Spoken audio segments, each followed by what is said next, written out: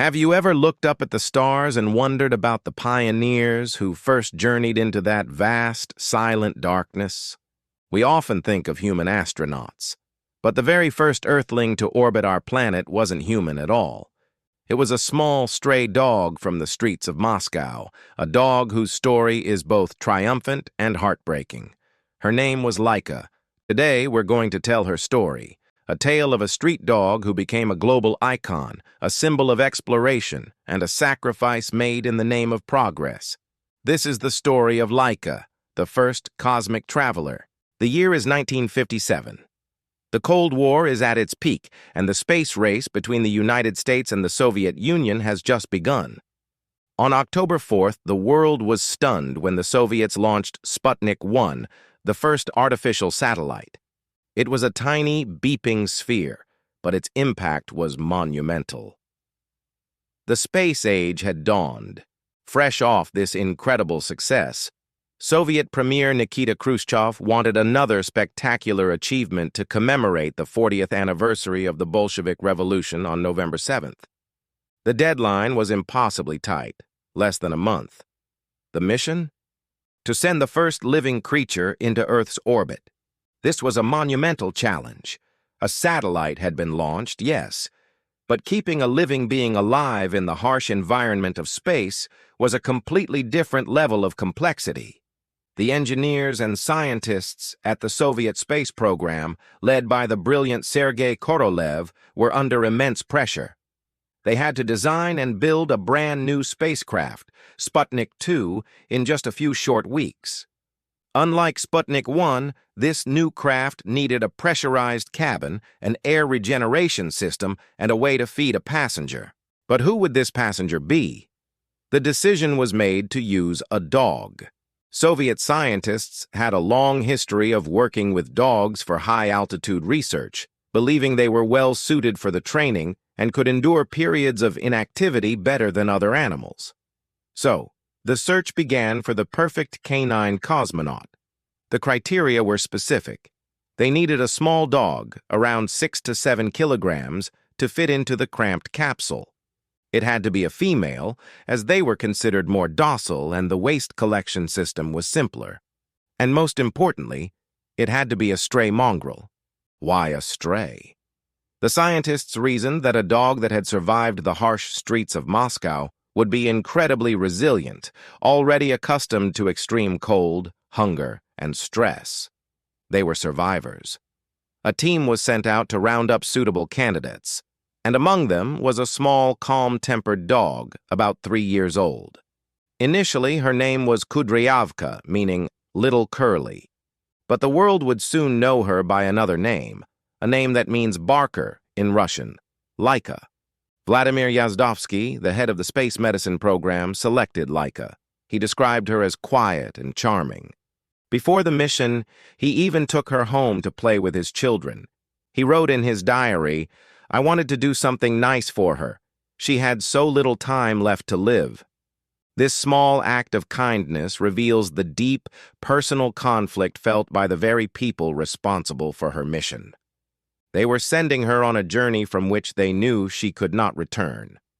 The technology for a safe re-entry from orbit simply did not exist yet. There was no heat shield, no retro rockets, no way to bring the capsule back to Earth. This was a one-way trip, a fact that was known from the very beginning. Laika was destined to become a sacrifice for science. Training was intense. Laika, along with 2 other dogs, Albina and Mushka, were put through a rigorous program to prepare them for the flight. They were kept in progressively smaller cages for weeks at a time to acclimate them to the tiny cabin of Sputnik 2. They were spun in centrifuges to simulate the G-forces of launch and placed in simulators that mimicked the noise and vibrations of the rocket. They were trained to eat a special high-nutrition gel that would be their only food in space. Throughout this process, Laika remained remarkably calm. Her handlers grew deeply attached to her. One of the technicians, Yevgeny Shabarov, wrote that before placing Laika into the capsule, "We all kissed her nose and wished her bon voyage, knowing that she would not survive the flight." On October 31st, 1957, 3 days before launch, Laika was placed inside the Sputnik 2 capsule. The space was so small she could barely move. She was fitted with a harness, and sensors were attached to her body to monitor her heart rate, breathing, and blood pressure. For 3 days, she waited on the launch pad at the Baikonur Cosmodrome, enduring freezing temperatures and delays. A hose from an air conditioner was even used to keep her warm. Finally, on November 3, 1957, the moment arrived. The massive R-7 rocket roared to life, propelling Sputnik 2 and its lone passenger into the sky. The world held its breath. As the rocket ascended, Laika's heart rate tripled and her breathing rate quadrupled, clear signs of the immense stress she was under. But then, something amazing happened. Once she reached weightlessness, her vital signs began to return to normal. She was alive. She was in orbit. For the first time in history, a living creature was circling the Earth, looking down on the planet from which it came. The Soviet Union announced the successful launch to an astonished world. Laika became an overnight international sensation. She was hailed as a hero. Newspapers and radio broadcasts celebrated this incredible feat, but the official narrative was carefully managed. Soviet press releases stated that Laika was doing well and that she would be humanely euthanized with a poisoned portion of food after a week in orbit. This was the story the world was told. For decades, it was believed that Laika had lived for several days, peacefully orbiting the Earth before her planned death. But the truth was far more tragic, and it remained a closely guarded secret for 45 years. In reality, Laika's journey was brutally short. During the launch, a critical failure occurred. A portion of the spacecraft's thermal insulation tore loose. This meant the thermal control system, designed to keep the cabin at a stable temperature, was compromised. As Sputnik 2 completed its first orbits, the temperature inside the capsule began to climb steadily.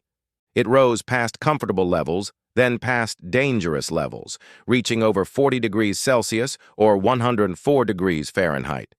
The little cooling fan was no match for the rising heat. Laika, who had survived the stresses of launch, was now essentially being cooked alive. Her heart rate, which had stabilized after reaching orbit, began to spike again as her body struggled with the intense overheating. The data sent back to Earth showed a dog in severe distress. Sometime between 5 and 7 hours into the flight, during the fourth orbit of the Earth, all signs of life from Laika ceased. She had died from a combination of hyperthermia and panic. The heroic space dog, the first Earthling in orbit, had perished alone, hundreds of miles above the planet. The spacecraft itself, now a silent coffin, continued its journey. For 162 days, Sputnik 2 orbited the Earth over 2,500 times, with the remains of Laika inside. On April 14, 1958, it finally re-entered the atmosphere and burned up over the Caribbean, a fiery end to a historic mission.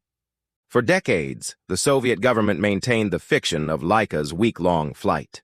It wasn't until 2002, at a World Space Congress in Houston, that one of the scientists involved, Dmitry Malyshenkov, finally revealed the truth about her quick and painful death. The revelation sparked a new wave of debate and sadness about her fate. The mission was, without a doubt, a scientific milestone. It proved that a living organism could survive launch and function in a weightless environment, paving the way for human spaceflight. Just 3.5 years later, Yuri Gagarin would follow in Laika's orbital path, becoming the first human in space. He, unlike Laika, would return safely. But the ethical cost was immense. Even at the time, the mission drew criticism from around the world. Animal rights groups protested outside Soviet embassies. The public, who had fallen in love with the image of the brave little space dog, was deeply troubled by her sacrifice. Years later, many of the scientists involved in the project expressed their profound regret. Oleg Gazenko, one of the lead scientists, stated in 1998, "The more time passes, the more I'm sorry about it. We shouldn't have done it. We did not learn enough from this mission to justify the death of the dog. Laika's legacy is complex. She is a symbol of scientific achievement and the boundless human ambition to explore. But she is also a symbol of sacrifice, a reminder of the ethical questions we must ask in the pursuit of knowledge. Her story forces us to confront the price of progress. She wasn't a willing volunteer. She was a stray dog, plucked from obscurity and sent on a mission she could not understand, for a purpose she would never know. Yet her name is etched in the stars. She has been immortalized in songs, stories, and monuments. In 2008, a statue was unveiled near the military research facility in Moscow where she was trained. It depicts Laika standing atop a rocket. Her journey from the streets of Moscow to the stars is a powerful and poignant chapter in the story of space exploration. It reminds us that behind the grand headlines and scientific breakthroughs, there are often smaller, forgotten stories of sacrifice. Laika was more than just data on a screen. She was a living, feeling creature who gave her life for humanity's dream of reaching the cosmos. The little barker from Moscow became the first cosmic pioneer, forever a silent guardian orbiting in our collective memory. Thank you for joining us to remember the incredible story of Laika. If you found this story moving, please give this video a like and subscribe to our channel for more tales from history and science. Let us know your thoughts on Laika's mission in the comments below. We'll see you next time.